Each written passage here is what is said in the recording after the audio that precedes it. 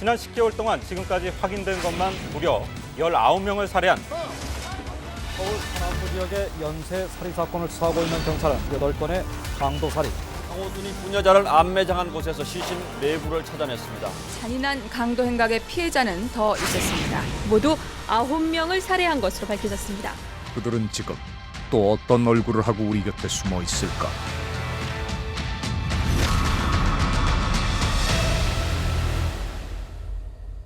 그 범행의 목적이나 유형은 조금씩 달랐습니다.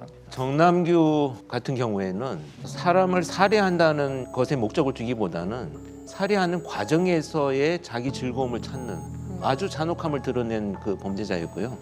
인간으로부터 이런 서늘함이 느껴질까라고 하는 그런 감정을 느꼈던, 왜냐하면 그 자기가 범행을 한 장면들을 설명을 할 때 살인 범죄를 저지를 당시로 돌아가서 너무나 그 자기 충족감을 느끼는. 수사팀 앞에서 비교적 온순한 모습을 보였던 정남규는 분노한 유족에게는 감정을 폭발시키기도 했습니다.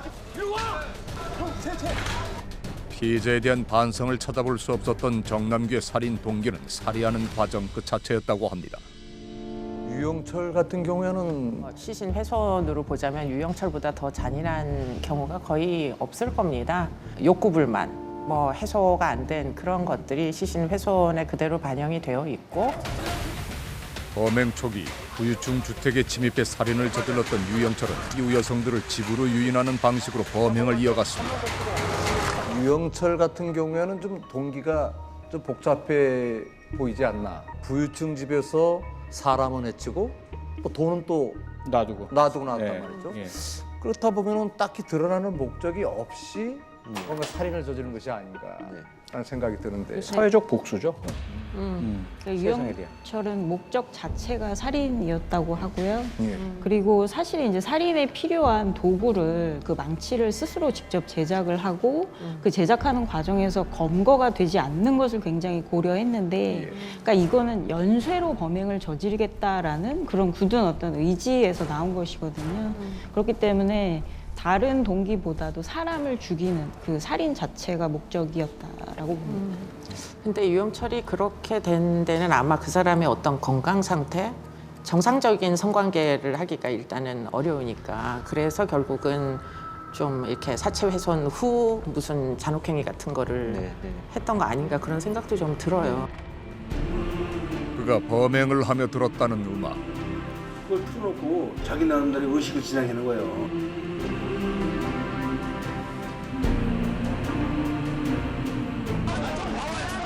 형사들조차 몸서리칠 수밖에 없었던 잔혹한 수법. 유영철은 끝내 피해자들에게 사과하지 않았습니다. 저는 강호순의 범행을 봤을 때 사실은 외국에서 얘기하는 연쇄 살인범, 연쇄 성적 살인범의 정의 그 자체가 지금 한국에 등장했다, 이렇게 느꼈는데요. 여성들을 강간하고 목을 졸라 살해한 강호순. 어리숙하고 순진한 태도로 길을 알려달라고 하거나 노래방 도우미를 몰래 불러내 차에 태우는 게 그의 수법이었습니다. 그리고 차에 올라탄 피해자가 사망하기까지는 불과 몇 시간이 채 걸리지 않았습니다. 피해자를 살해하는 그 과정 자체에서 희열을 느끼는 쾌락형 연쇄 살인범의 전형이다, 이렇게 봅니다. 정두영은 어떤 유형의 인물이었습니까? 정두영은 어떤 의미에서는 좀 한국적 연쇄살인범의 전형이다, 이렇게 이야기할 수 있을 것 같고요. 네. 가장 큰 특징은 표면적인 범행 동기는 돈입니다. 연인을 만나서 행복하게 살고 싶다는 그 욕구, 그것을 충족시킬 수 있는 상징적인 가치가 10억 원으로 봤고요. 10억 원을 벌 때까지는 어떠한 수단과 방법 가리지 않겠다.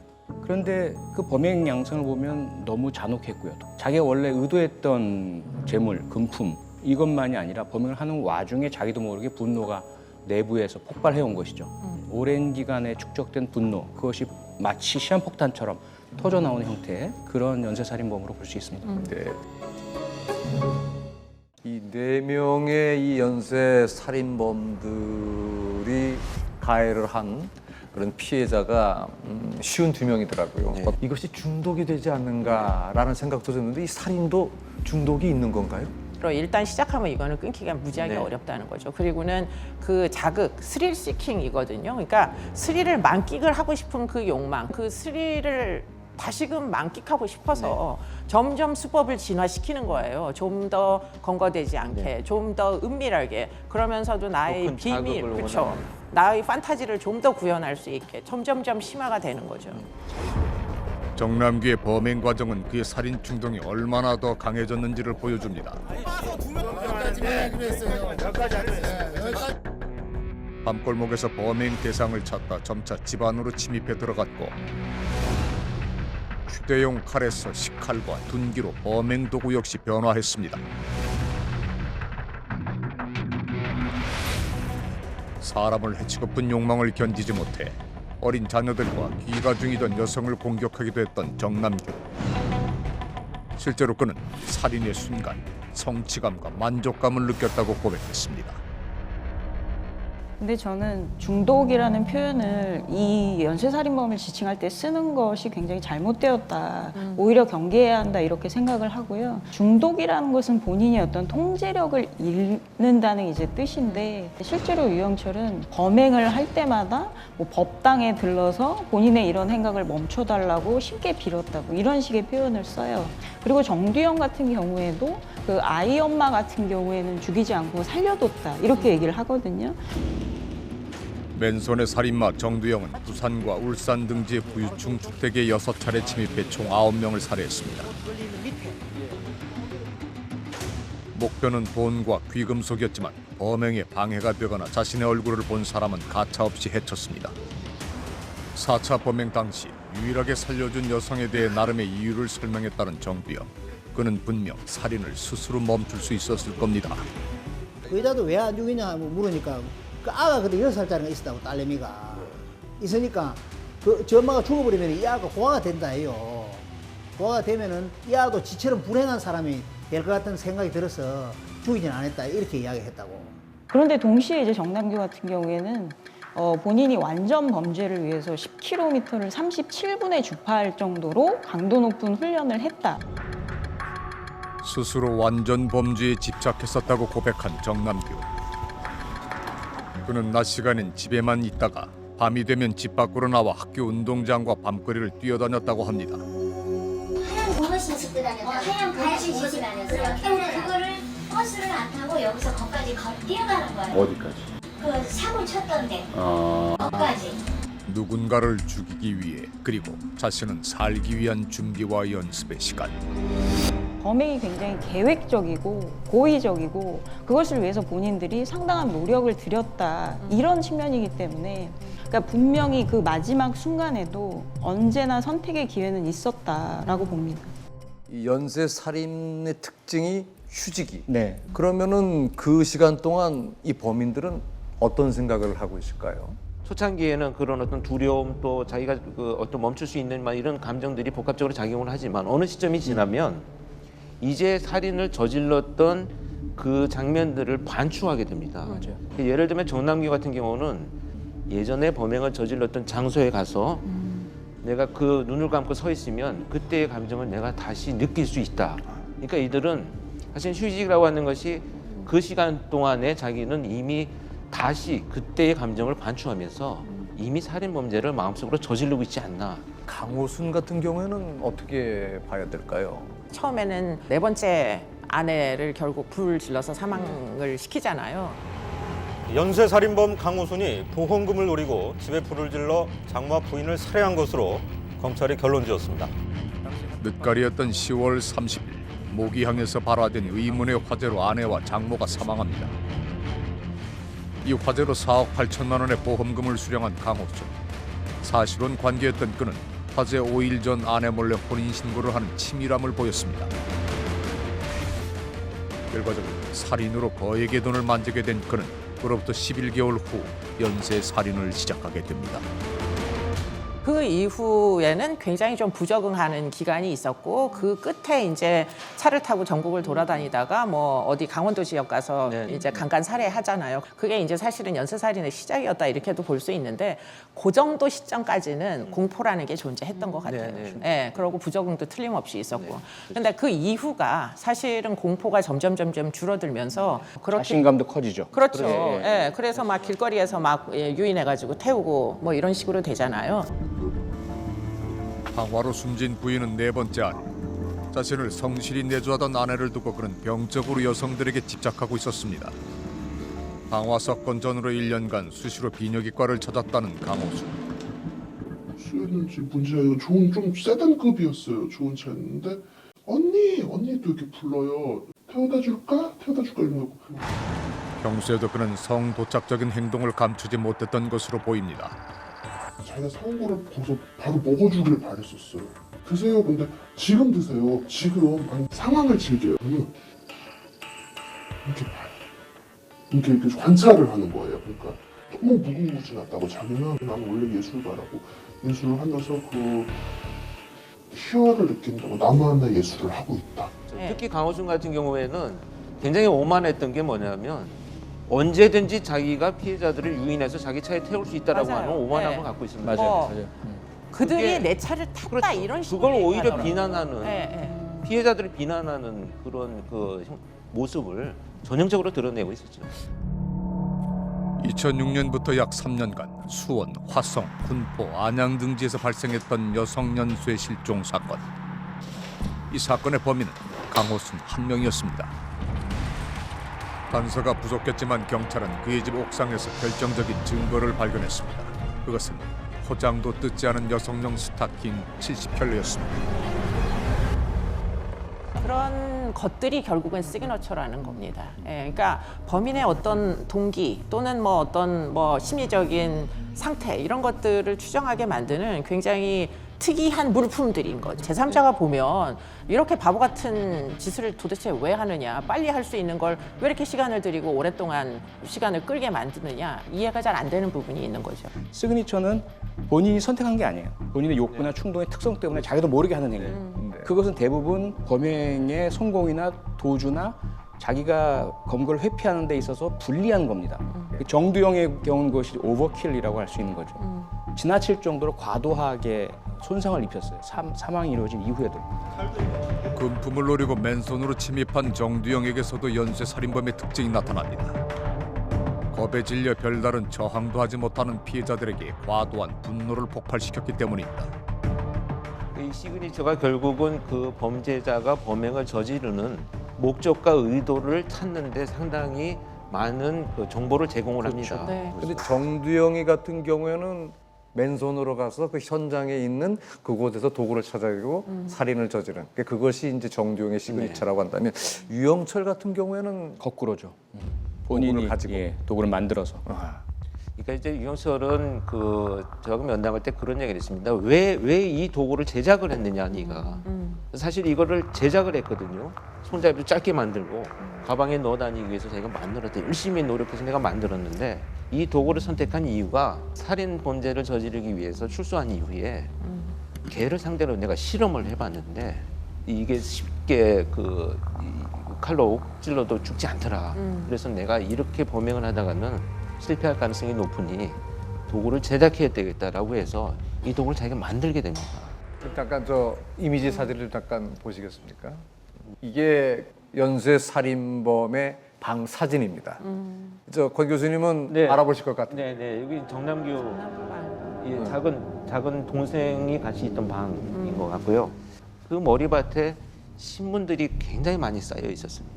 그래서 이 신문을 들어보니까 과연 아닌 게 아니라 자기가 범행을 저질렀던 것이 보도된 신문들을 머리밭에 쌓아놓고 늘 그걸 보면서 잠이 들었다는 거예요. 2년간 이어진 범행 기간 동안 정남규는 자신의 사건 기사를 모으고 먼저 검거된 유영철 사건을 분석하며 범행 수법을 점차 발전시켜 나간 것으로 보입니다. 그가 이렇게 살인을 위해 몰두한 이유는 뭘까? 살인을 저지르고 와서 한 2, 3일만 있으면은 버틸 수가 없다. 이 속에서 뭐가 올라온다. 더 오래 잡히지 않기 위해서, 더 강한 자극을 받기 위해서 범행 수위는 높아졌고 나중엔 방화도 이어졌습니다. 미안하지 않냐. 내가 미안함을 느끼면은 그렇게 사람 죽이고 칼로 찌르고 내가 그런 범행을 저질렀겠냐 라고 반문을 하더라고요. 30대 후반까지 별다른 직업도 없이 살인에 몰두했던 정남규. 그리고 2009년 그는 교도소에서 자살을 합니다. 지금 저 화면에 보시는 이 방은 유영철의 방입니다. 이 방 속에 보여주는 유영철의 성격을 좀 파악할 수 있지 않을까 생각이 좀 드는데 어떻습니까? 그 이영철은 일단은 방이 굉장히 깔끔하게 잘 정리가 되어 있었고요. 정남규와 달리 깔끔하게 정돈되어 있었던 유영철의 집. 하지만 집안에서는 오래 묵은 피냄새가 진동했다고 합니다. 특히 그 욕실이 이제 그 범행의 장소였습니다. 샤워를 하자라고 해서 씻고 있는 피해자를 이제 그 이쇠망치로 뒤에서 살해하는 범행을 저질렀는데 뭐라고 표현했었냐면 그 욕실로 들어가는 문턱을 저보고 이 문턱이 무엇인지 아느냐. 이 문턱은 삶과 죽음을 넘나드는 선이다. 그래서 이 선을 넘어가서 살아나온 사람은 없다. 이렇게 저한테 표현을 했었습니다. 그렇다면 이 연쇄살인범들은 사형을 선고받고 과연 교도소에서 어떻게 수감생활을 하고 있는지. 교도관한테 서류 달래고 서류를 주니까 그 팔을 당겨가지고 팔을 부러뜨려가지고 그래가지고 그쪽으로 이감 온 걸로 알고 있습니다. 밤 10시, 11시 거의 막 때려요. 야, 나 누군지 몰라? 나야, 나 사이코야. 문 열어. 이 하나 죽여도 나는 어차피 사형이야. 방에 교도관이 못 들어가요. 무서워서 못 들어가요, 교도관이. 하려고 하면 사이코패스가 어떤 놈인지 보여줘. 보는 앞에서 자해하는 거 아무도 없죠. 수용자라는 분명히 법적 지위와 신분을 갖고 있음에도 불구하고 법 위에서 하는 거야. 그 문제들이 발생하는 데는 저는 현행 이제 교정 행정의 시스템도 전 문제가 있다고 생각을 해요. 목을 매면서 위협을 하면서 그거를 결국 교도관들이 징계받는 결과를 초래하게 시스템을 만들어 놓으니까 결국 이들의 소나기에서 자유로울 수가 없는 거죠. 교정의 습성과 폐해를 일찍 간파한 거죠. 유영철 같은 경우는. 그래서 이 사람들이 사고를 두려워하는구나. 오히려 내가 소리를 지르면 저 사람들이 피해를 입는구나. 내가 상처를 입으면 저 사람들이 징계를 받는구나. 그때부터는 이들이 강자가 되고 교도소의 교정 공무원들이 약자가 되어버리는 겁니다. 이 4명의 이 연쇄 살인범들 최근 모습이 어떤지 좀 궁금하지 않으십니까? 네. 한번 좀 보겠습니다. 자.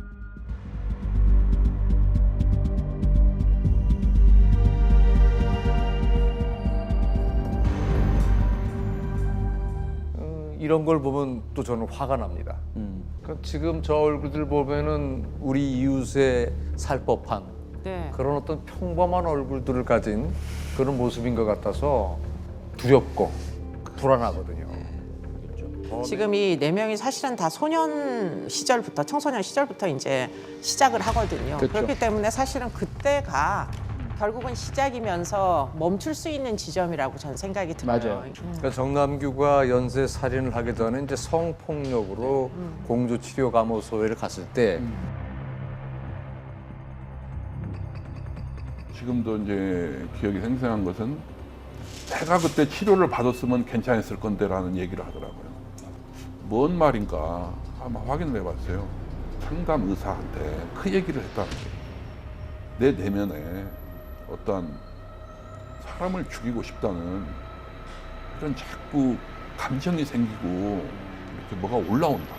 그 얘기를 했는데 그냥 거기서 넘어갔다는 거예요. 라는 말도 하더라고요.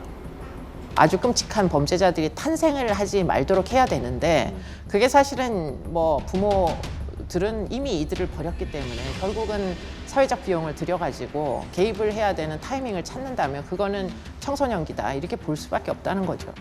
연쇄살인범들은 그 사회의 악이 가장 응축된 형태라고 생각이 됩니다.